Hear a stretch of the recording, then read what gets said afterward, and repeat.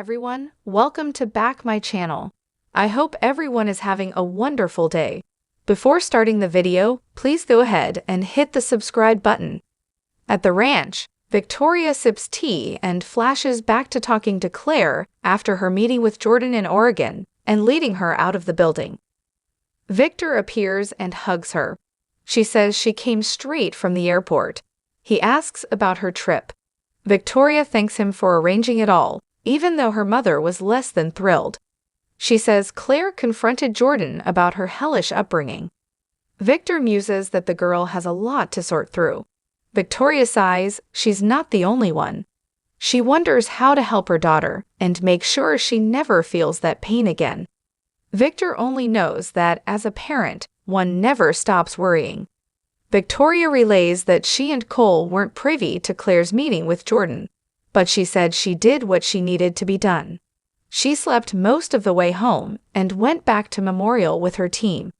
Victor's surprised there was no debriefing. He's worried about Victoria. She promises him she'll be able to handle this. She already feels a strong connection to Claire. The thought of losing her again is unbearable. Victor understands.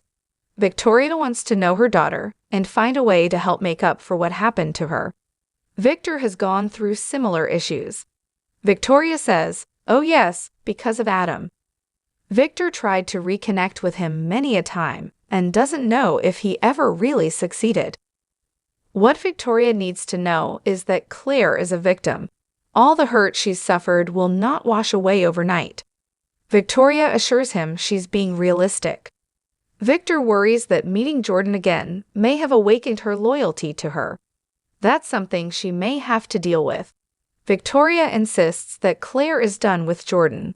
They won't be teaming up or posing any threat to them. She wants her father to promise not to hold any grudge against Claire. Victor asks if she thinks Claire is getting the right treatment at Memorial. Victoria doesn't know. Her sessions are private. Victor asks what it's like having Cole back in her life. At Crimson Lights, Nikki worries to Lauren that her sponsor Seth had a look she knows all too well. "I think he's drinking again and it's all my fault." Lauren warns Nikki not to blame herself. She's not responsible for his drinking, just as it's not Seth's job to stop her. Nikki explains that not taking a drink is a tall order. Lauren knows that when an addict is tempted to use, it can be 1 minute at a time. Nikki could see it in Seth's eyes. "I think he's drinking again and couldn't wait to get back to it." She couldn't live with herself if she knew she had started her sponsor back drinking. Jack walks in and greets them, before realizing that it's bad timing. He asks, "Am I interrupting?" Nikki greets Jack and quickly declares that she has to get home. Lauren offers to drive her home.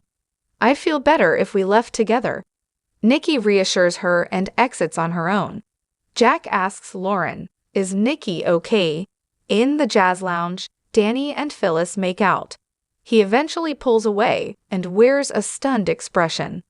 Christine, meanwhile, has seen all she wants to and walks back up the stairs. Danny tells Phyllis he can't follow her down this road. Phyllis purrs that he seemed to enjoy himself. There's obviously a lot of heat between them. She thinks they should explore what's next.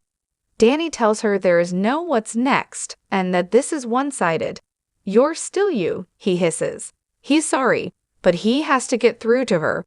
Phyllis reminds him that he's seen that she's changed. Danny wanted to believe it, but now that she's pulled this stunt, from his viewpoint, she hasn't changed at all. Phyllis asks if he's really going to stand there and try to tell her that kiss was nothing.